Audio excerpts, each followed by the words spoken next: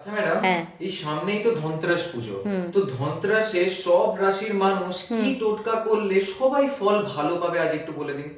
হ্যাঁ, সংসারে সুখ সমৃদ্ধি বৃদ্ধির জন্য কিন্তু এই ধনতেরাসের খুব বড় একটা মাহাত্ম্য রয়েছে আমাদের জীবনে। তো আজকে আমি বলবো প্রত্যেকটা রাশির মানুষ ধনতেরাসের দিন এই কাজগুলো অবশ্যই করুন। সংসারে সুখ সমৃদ্ধি বৃদ্ধি, যেমন মা লক্ষ্মীর কৃপা এবং আর্থিকভাবে উন্নতির জন্য এই টোটকাগুলো কিন্তু আপনাদের জীবন অনেক কাজে লাগবে।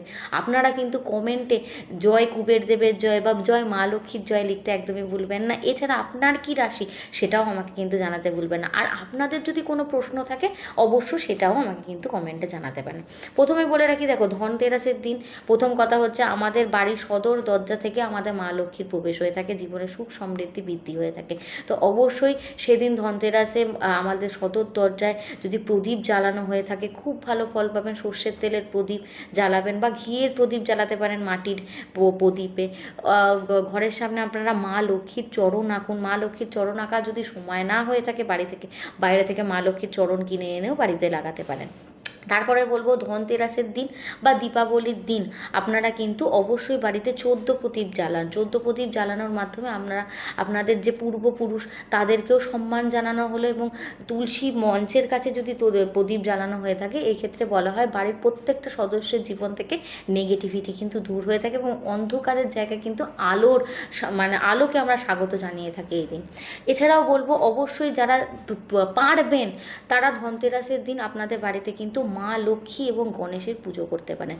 অনেকে আছেন তারা বাড়িতে সেদিন রূপোর শ্রী যন্ত্র বা রূপোর শ্রী লক্ষ্মী প্রতিমা প্রতিষ্ঠা করতে চান, তারাও করতে পারেন। এক্ষেত্রেও খুব ভালো হয়ে ফল লাভ হয়ে থাকে। যারা পারবেন না তারা এমনি ধাতুর বলুন বা মাটির মূর্তি প্রতিষ্ঠা করে কিন্তু পুজো করতে পারেন। এছাড়াও ধনতেরাসের দিন যাদের মানে সম্ভব হবে বা রাশি অনুযায়ী সম্ভব, আমার চ্যানেলে অনেক ভিডিও আছে সাতমুখী রুদ্রাক্ষের ওপর। সাতমুখী রুদ্রাক্ষ ধারণ করা ধনতেরাসের দিন শুভ বলে মনে করা হয়। এছাড়াও অবশ্যই সেদিন কিন্তু মহামৃত্যুঞ্জয় মন্ত্র জপ করবেন, এতে জীবনের সব রকম নেগেটিভিটি কিন্তু দূর হয়ে যাবে।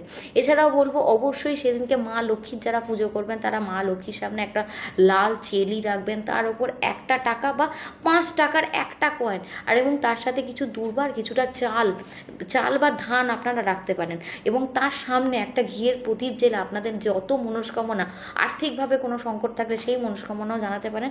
সব রকম মনস্কামনা কিন্তু মা লক্ষ্মী সেদিনকে পূর্ণ করবেন। তো এই টোটকাগুলো করে আমাকে অবশ্যই জানাতে, আপডেট দিতে ভুলবেন না।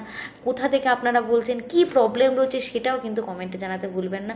সবাইকে ধনতেরাস এবং শুভ দীপাবলির আগাম শুভেচ্ছা এবং অভিনন্দন। সবাই ভালো থাকুন, সুস্থ থাকুন, সবাই আনন্দ করুন।